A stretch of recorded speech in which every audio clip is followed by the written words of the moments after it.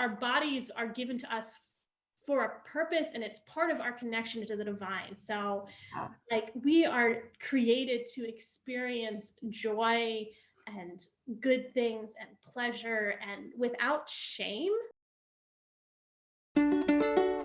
Okay. 1, 2, ready, go. Welcome to the Called to Be Bad podcast. My name is Mariah Martin, and I feel called to be bad. It turns out I'm not the only one.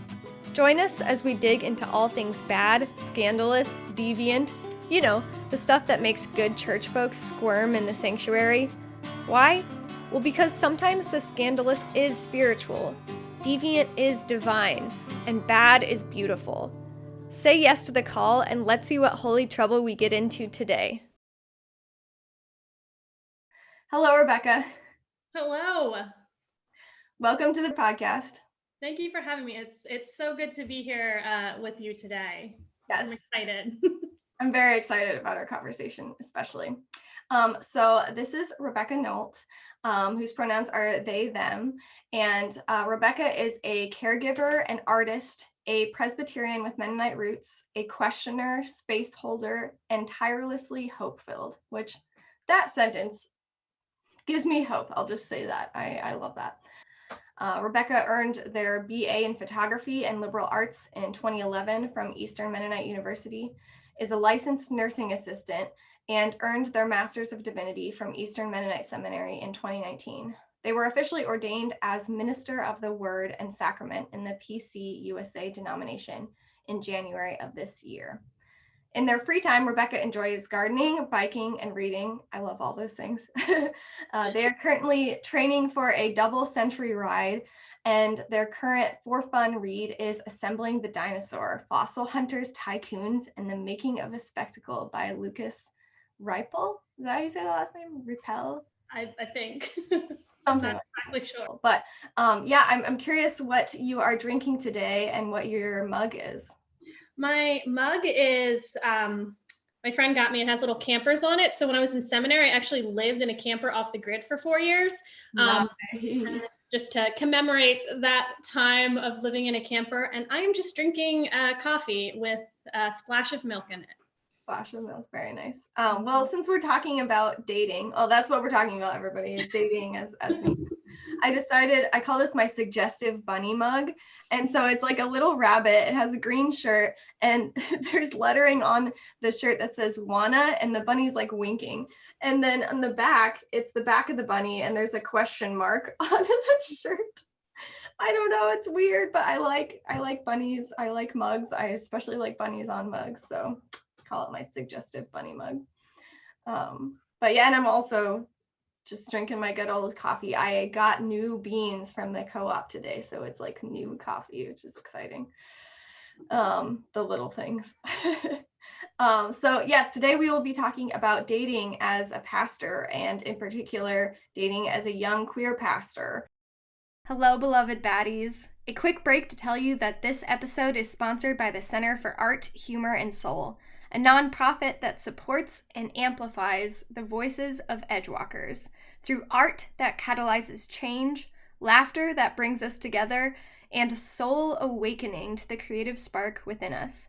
The support from the Center for Art, Humor, and Soul has meant the world to this podcast, so I highly encourage you to check out their website, arthumorandsoul.com, to see their other featured artists and projects. If you want to support the podcast, you can check out our Patreon or get in touch. Now I'll let you get back to this episode of Called to Be Bad.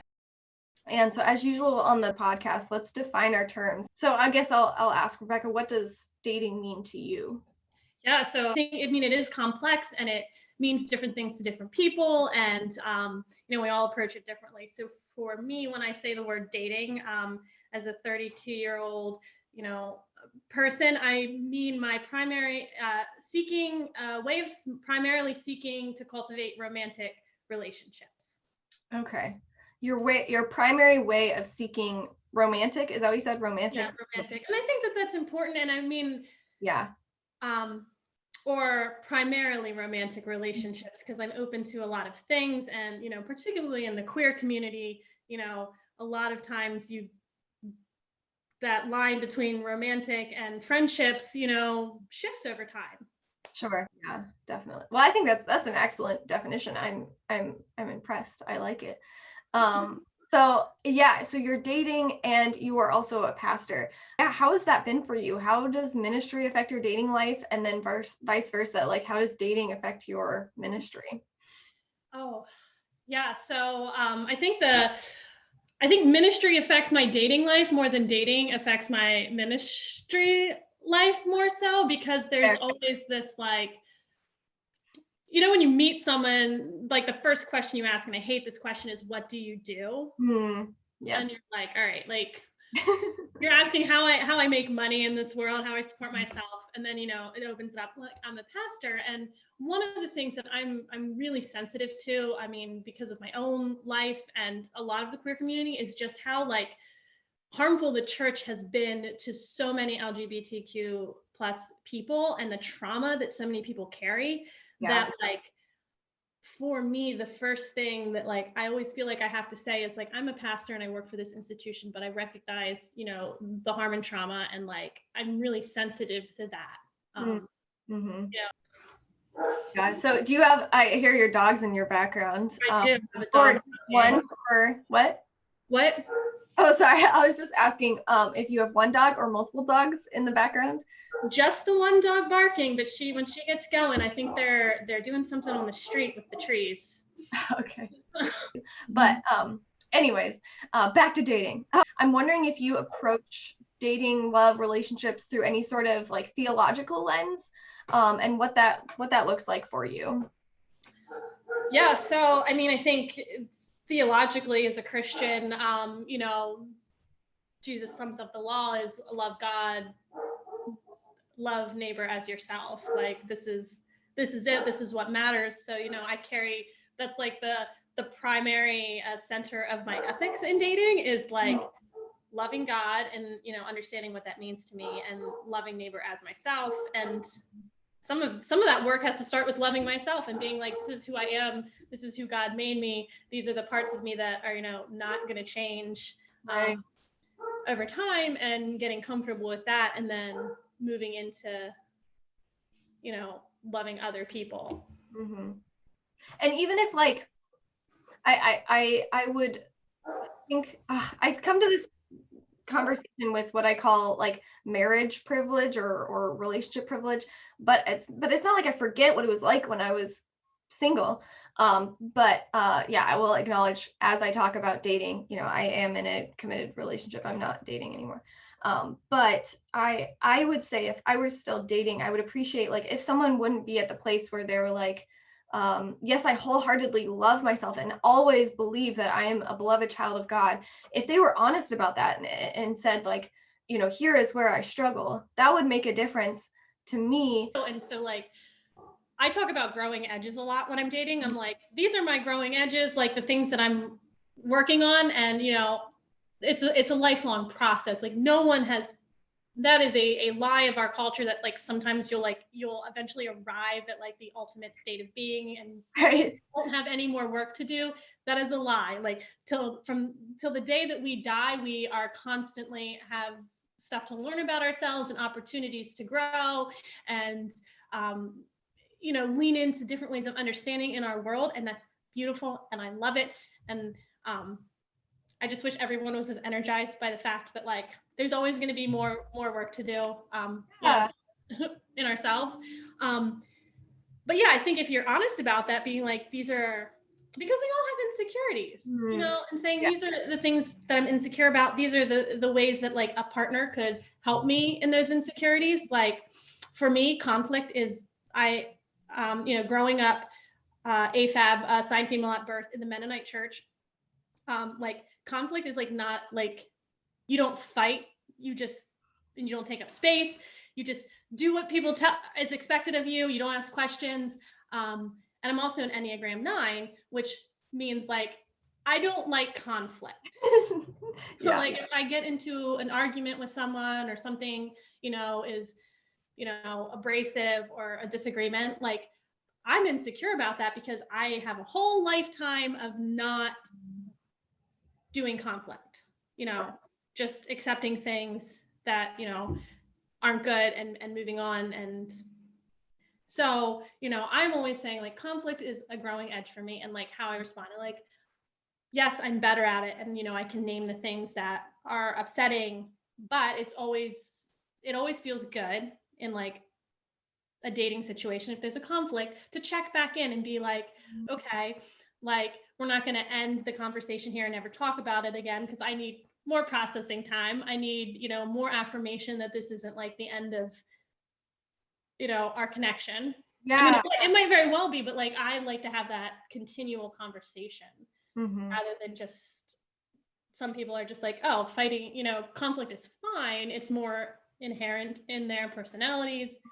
It's been helpful for me to lean into the stories that, you know, of Jesus that that, you know, are addressing conflict. Like we don't see in our, you know, stained glass windows Jesus flipping tables, but like that's very much like this isn't right. I'm addressing this in a like not a passive aggressive way, which is right, you know, one way of dealing with things, but with a very like visible, tangible reaction, like this is bad, like it needs addressed kind of way. And so it's helpful to remind myself of the stories of my faith that are addressing conflict and not just sweeping things under the rug. Right. Some advice I got for someone who had been married for a few years, they were in a young relationship. She said to me when I was getting married, she said, if anything doesn't feel right, bring it up. If any, you know, it doesn't matter what it is. If something does not feel right to you, bring it up. And I thought that was interesting advice. I think it's helpful. I don't think it means like be nitpicky and like if there's any, you know, deal with your own stuff. But I think that's helpful advice to avoid resentment of like, okay, well, I'm just going to deal with this on the inside and never bring it up and then resent the person for something that I never even addressed to begin with. So I've thought about that. I don't know that that's advice for everybody, but it's been somewhat helpful.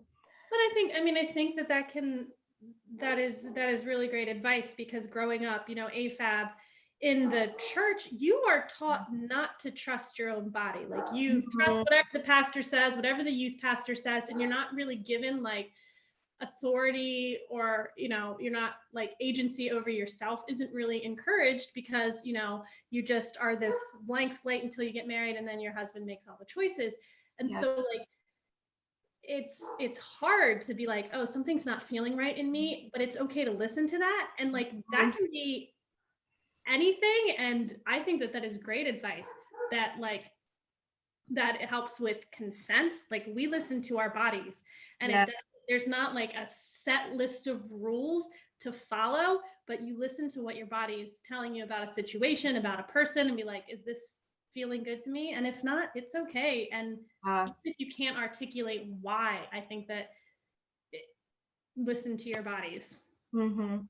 Yeah, I think there's definitely this encouragement or socialization that at least I've grown up with, that I mean, maybe not necessarily in my family, but just like culturally speaking, and in church especially, that naming your needs makes you a needy person. And the last thing you want to be in a relationship is needy. And so whenever people are like, someone would say, oh, I'm so needy, I'd be like, you mean you have needs? Because everyone has needs to different extents. And there's nothing wrong with having and naming a need. It's almost crucial in a relationship. If you don't name that, again, it's a recipe for resentment, for I don't know, not thriving, basically. Yeah, and there's that fine line too. So like, how important it is to name a need, and like you have the right to take up space. Yes. And be like, this is what I need to flourish in life. But then also recognize like one single person might not be able to meet that need. Yes. And have the ability to seek, you know, elsewhere to have that need met, or figure out a way to meet that need for yourself. So there's like a balancing in that. And it's like a hard conversation, because we're unpacking so much trauma in a culture that has like told, you know, AFAB people to ignore their needs and take care of everyone else and please people, and like your existence is to like just like nurture and not be nurtured. So it's like trying to find that balance between like, yes, I have needs, but also it's no one's sole responsibility to meet all of those needs for me. And then I have the creative ability to figure out what's going to work for me in life. Yeah, I think it might be Esther Perel. Have you heard of Esther Perel? She's a relationship expert. She talks about how there has never been a point in history where we have placed so much on the like marital or just a romantic relationship. Like we make it in like our culture, I mean, through like movies, rom-coms, we make it our everything. And she said, never before in history have we put so much weight on marital relationships. Like before, what we are asking of our partner would have been met by like a community. Some of us don't live as communally as we used to.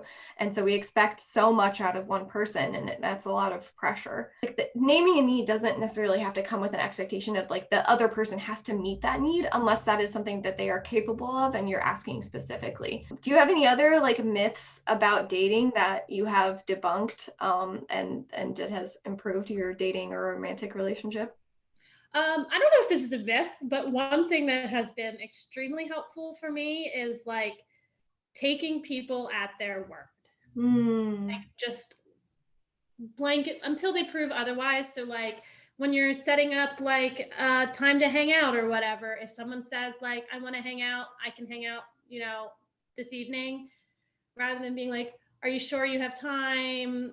Are you sure you don't have work to do? And like, like just taking people at their word. Like if they say they want to do something, they want to do it. It's not an obligation.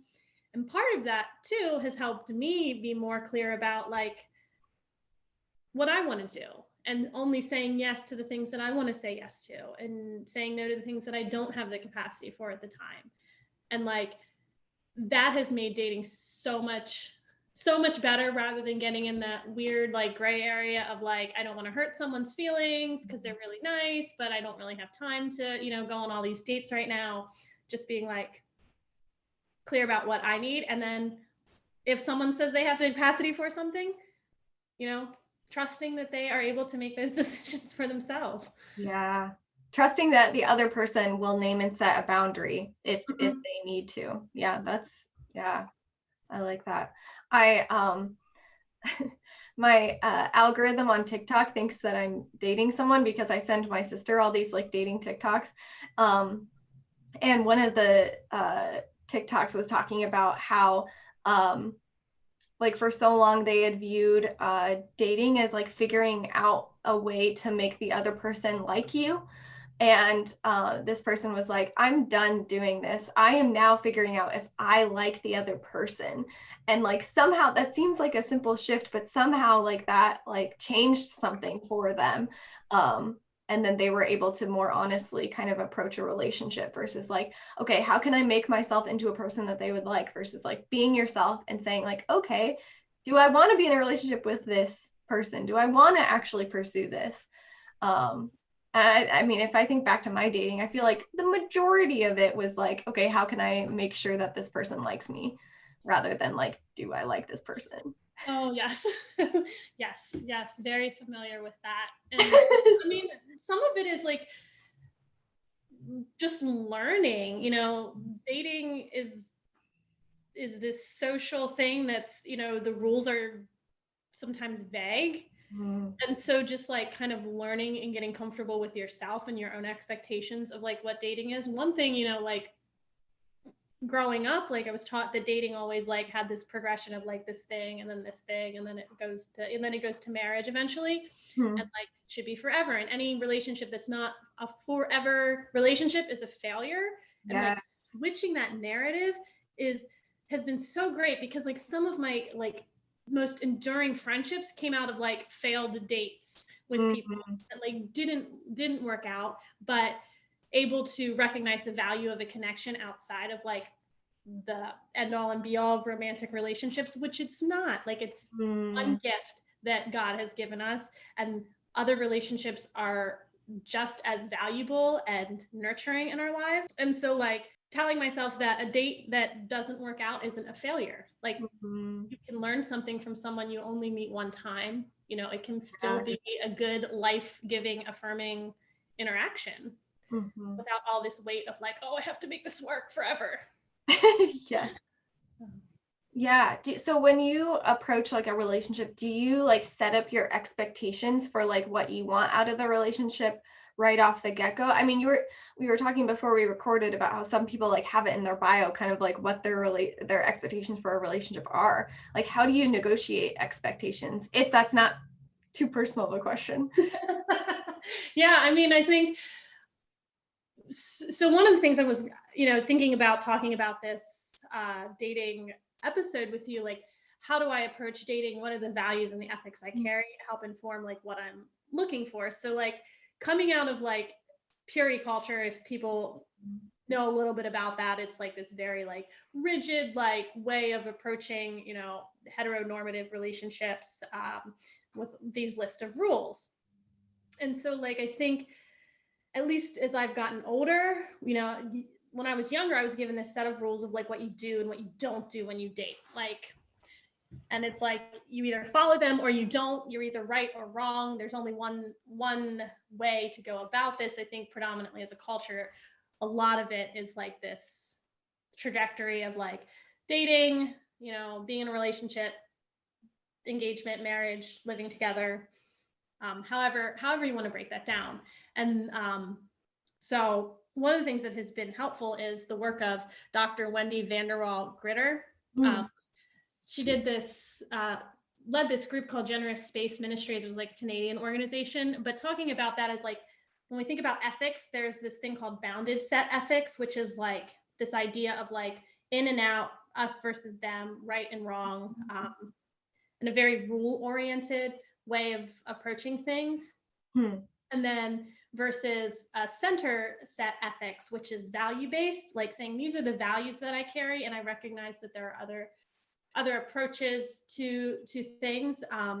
But as like a Christian, things that I value would be like recognizing the dignity of every human being. And like she suggests like 5 values. So like dignity is one that's really big. It's like when I date, I recognize the worth of every person, and I value that in return. Like talking about like keeping our commitments, and that can look like many things. Like in monogamy, that can look like only dating one person. If you're dating multiple people, like what are the boundaries that you have set? Like, do you keep your commitments? Pleasure, like this is when I'm like casually dating, like I want to have fun with people. And so like that's a value that I carry. And if that's something like, is someone looking for, is someone's value more of like settling down right away, like then we need to have a conversation about that. Like I just want to have fun. Mutuality, how do we share power in a relationship? Is someone making all the decisions in the dating process, or is it like kind of reciprocal, which I think that's really important to me. Like when I date, I want to date someone with a similar value of like how we split up like decisions and choices and where we go and whatnot. Right. So all that being said, when I think about centered set ethics and values, like I recognize other people will approach things differently, and I'm able to like adjust my expectations more, but not compromise my values in respecting people and getting, what I want out of things. Yeah. I appreciate that you brought up like pleasure as a value, because I think especially within like the Christian church, pleasure has been almost demonized, and we focus so much more on the consequences rather than like the joy that can come with pleasure, the goodness that is in pleasure. And like I personally think that pleasure can be God ordained, that God made us to experience pleasure. So I appreciate that you name that as a value. and not just like, I want to be able to bring other people pleasure, but I also want to experience pleasure. And if that is not happening, if that's like unbalanced, also like you were saying, then there needs to be a conversation. So like for me, joy is like such an important part of dating. Like I am a really serious person until I'm not, and I am super joy-filled and able to engage with like all of the things and all the experience of life. And part of being a Christian for me is like it's an embodied faith. Like the incarnation is like the embodiment of God, and so like our bodies are given to us for a purpose, and it's part of our connection to the divine. So like we are created to experience joy and good things and pleasure and without shame. I mean, that is not disconnected from the very real harm that we can do with our bodies if we're not paying attention to like what other people need. But it is so good, and like I want to celebrate that, and like for me, naming that as a value is really central, because like so much of our world is so hard. Yeah. Like, and this is a good thing, but for me it has to be life-giving. Love always leads to life-giving things. So when I think about pleasure in relationships, like, is this helping me to flourish and be a better person? Am I neglecting things in my life because I'm pursuing this good feeling thing? If the answer is yes, then I need to evaluate it. But if it's like, if this good feeling thing, this pleasure is nurturing me and nourishing me to be a better human, to have more energy in my work, in my day-to-day living, and it's similar to for the other person, like because it's reciprocal, like it's not going to be one-sided here. If it's the same, then like I'm like, this is my value, like being enacted. Yeah, you talked about monogamy a little bit. Do you think of monogamy as a helpful model for relationships? Is there room for a Christian, in quotes, relationship outside the realm of monogamy? Non-compulsory monogamy can be a healthy, life-giving thing, and is a healthy, life-giving thing for many people. This is the way that helps them be the best people and feel the most valued and seen, and is life-giving. Monogamy is great, like, but I don't think it's the only way. And I mean, this idea of biblical marriage and monogamy being the only standard, like, if we read the Bible, there's lots of different ways that relationships are presented. There's not really like a dating ethic.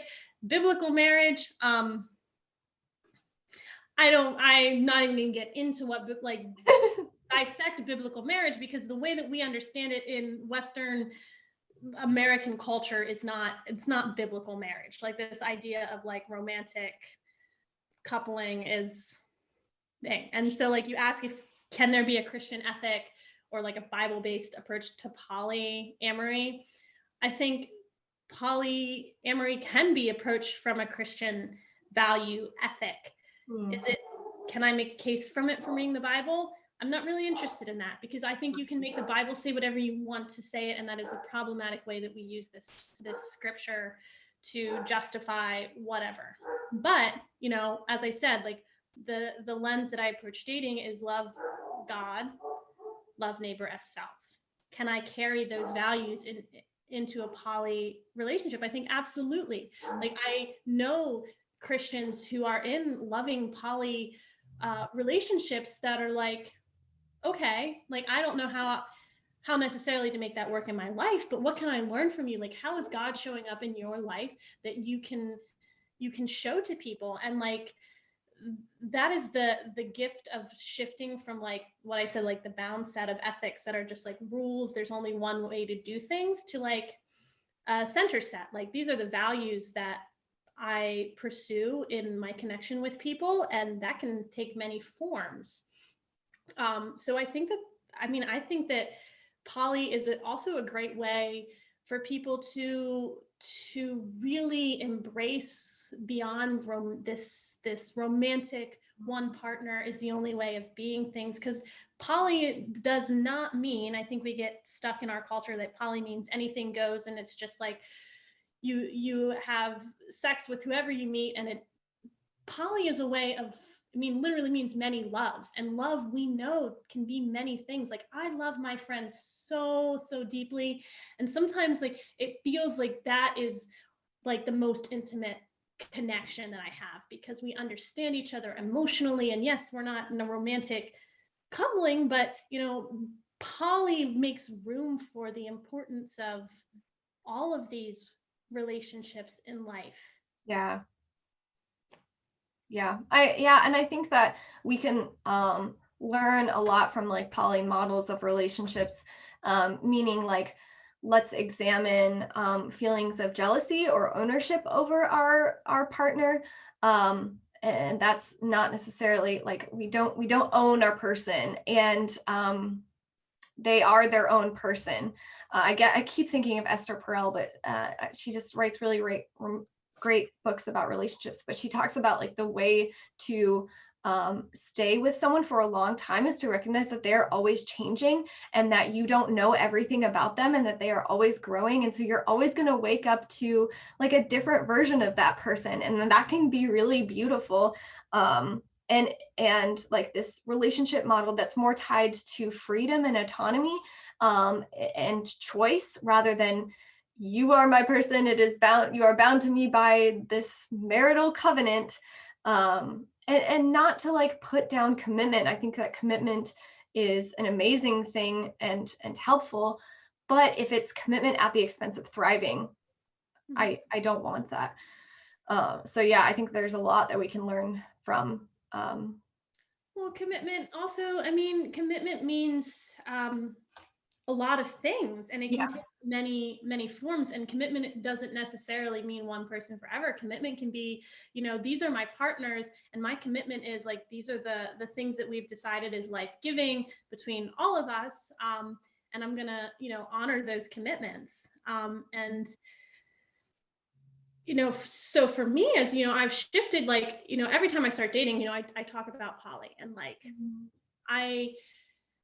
I view that as a way of like what you were saying is like, we are always growing and waking up new every day. And like to be open to that, and like, what are the ways that are going to contribute to my flourishing tomorrow might be different from today. And like, when I date, I want to be with someone who doesn't, that there's agency and choice every day. And it's not just like you say the vows at a marriage ceremony and then that's it. Like, there's no checking back in, like, is this good for both of us? And so like, I think that, in my understanding of poly, and I've been exploring it for about 2 years now, and I'm really open with the people that I date about like, this is, these are my ethics, but I also want you to know that like, this is something that I value. I value the possibility of many loves, of growing, of expanding connection, and and then it also comes back to consent. Like, how are you talking about being in relationship with your own body, with a partner, with multiple partners, with your community? I think that opens the conversation up even more. And that's what we need. We need to be more comfortable talking about everything. Yes, preach. I think one of the greatest gifts Nick, my spouse, and I were ever given was when we did counseling before, I forget if we were engaged or not, but it was while we were dating at least. And when the therapist, one of the first questions she asked us was, are you going to be monogamous in your relationship? And I was like, yeah, like, just because that was the automatic, that is the script that I have been given. Anyways, it opened up a conversation between Nick and I of like, okay, what does monogamy mean? What does it mean if we experience attraction to other people? Is that threatening? Is that safe? And most people, I think, go through their relationships without necessarily having that conversation, which I think can lead to maybe mistrust or the prevalence of cheating in a lot of relationships. And so for us to, at the closer to the beginning of our relationship, be like, okay, so what would it mean if I was attracted to someone else? What do I do with that attraction? Do I come and talk to you about it? Do I, just like let it pass through my body and accept it as like, this is part of life? And so that was incredibly helpful. It made the idea of attraction to other people not something that's scary or threatening. And that was very helpful. Because I thought, like, if my partner had a crush on someone else, the relationship is over. Like, that was kind of my model of like, no, this person needs to be only attracted to me forever. That's it. And the having that conversation was like, oh, it's okay. It's okay. We are human. And I personally think, kind of what you were saying, like, we are designed to have multiple loves, whether it's romantic or not. And I think that's kind of beautiful. Yeah. Any more thoughts there on monogamy, polyamory, all the things? I mean, I think it's the last it's definitely not the last, but it's like the next conversation that faith communities are having is how do we talk about polyamory in our churches? Because there are poly people, there are poly pastors, there are poly, I mean, it's very prevalent in society. We still don't talk about it because we're still so steeped in this culture of compulsory monogamy. And trying to make space for people to ask the questions who maybe don't know what it means and what are the ethics that a lot of poly people carry, which I think is world expanding, because you don't necessarily, in compulsory monogamy, think about consent, think about fidelity, think about mutuality in the same ways. And there's no not taught, like in healthy poly, there is no not talking about this all the time and checking back in. And how much we can learn as a culture, as people, by practicing these ethics of like consent every day. And it's always changing. Yeah. And checking in with our bodies and what is feeling good and what's not feeling good, and recognizing that, the measuring stick for a successful relationship is not moving from dating to marriage to living together to children. And there are many ways to have good, nurturing relationships. Right. Yeah. And I think especially, I think it would be helpful if people who may not understand polyamory, like if that seems like very foreign, I think that like with anything that we don't understand, it's helpful to be curious and be like, this seems very different to me from how I understand marriage and relationships. Like I want to learn more, versus immediately moving to like, this is wrong, this is bad, this is, not Christian. To kind of lean into it and say, okay, what can I learn from this? Kind of what you were saying with like the versus like the rule bound ethics, to like, how does this interact with my values? And also recognize that like you can, there's some quote that's like, you can juggle different ideas without accepting them. Like you can learn about polyamory without saying, okay, now I'm going to be polyamorous. I think that's great. Leaning into the curiosity part of it is like, just because you learn about something doesn't mean that you are, and you might not know for many years. Like I'm still kind of working that out in myself, is like, is this how I want to organize my relationships? Or am I better suited?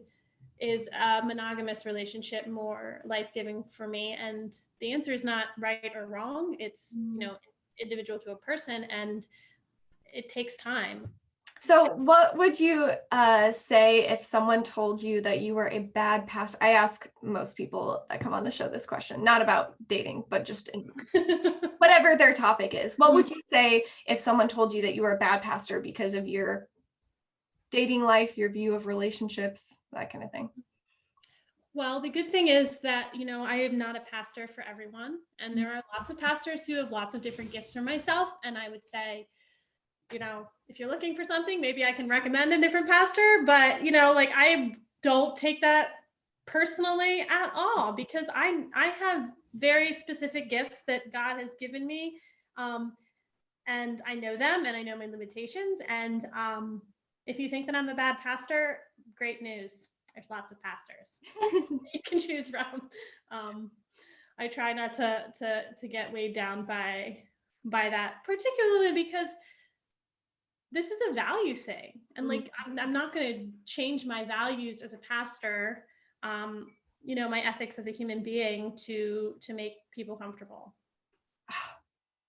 Man, yes. Oh, I got shivers there. That's really beautiful. I love that. That's a great response. Do you have any advice for a young person trying to navigate dating in a healthy, ethical, and perhaps even faithful way, especially if they aren't using purity culture as a blueprint for relationships? I think some of the most important thing is figuring out what your main values are that you want to carry into dating. Like when you're dating, is feeling safe and respected like the top of your priority, or, you know, or is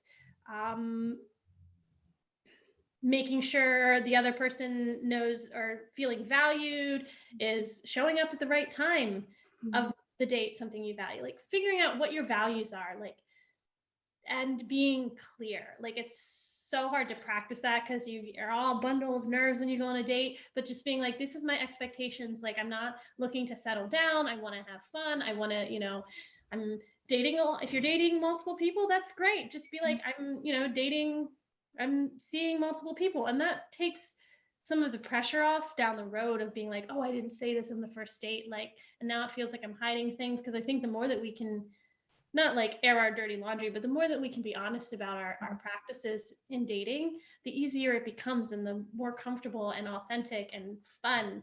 I always say that dating is supposed to be fun, and not like terrifying.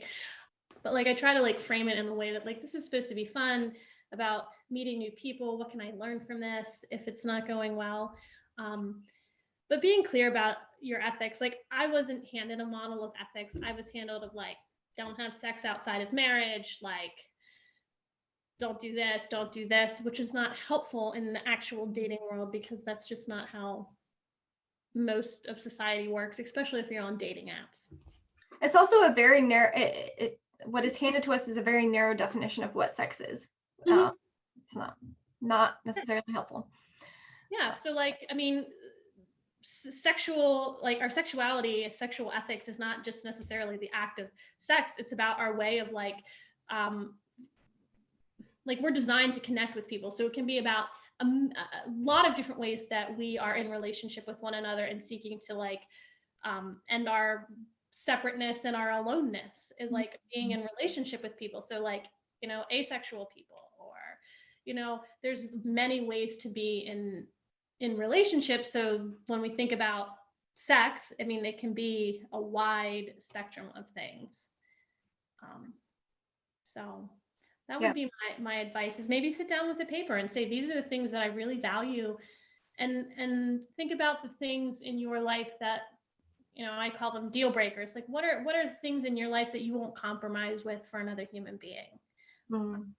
I am a pacifist and I'm very clear about that. So like, I always say, do you carry a weapon on you? Because I won't go on a date with you if you're carrying if you carry a weapon.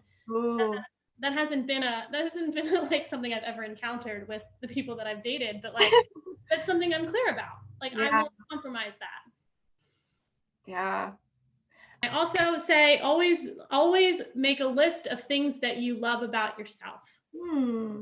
And, you know, like dating is fun and joyous, but, you know, there can be hurt and heartbreak in it. So like make it intentional. Go back to say, you know, this is what I love about myself. Like God made me this way. And, you know, these are the good things. Because when you can affirm that in yourself, you're going to feel so much better dating, and you're going to be able to affirm it in other people more authentically. And it just makes life better. Yeah. Oh, I love that. Well, Rebekah, would it be okay if I end us today with a blessing to bless you and all the viewers and listeners? Absolutely. Okay. Rebekah and all you viewers and listeners, may you go from this podcast knowing that the pleasure you experience, if it is life-giving and nourishing, that is good and blessed.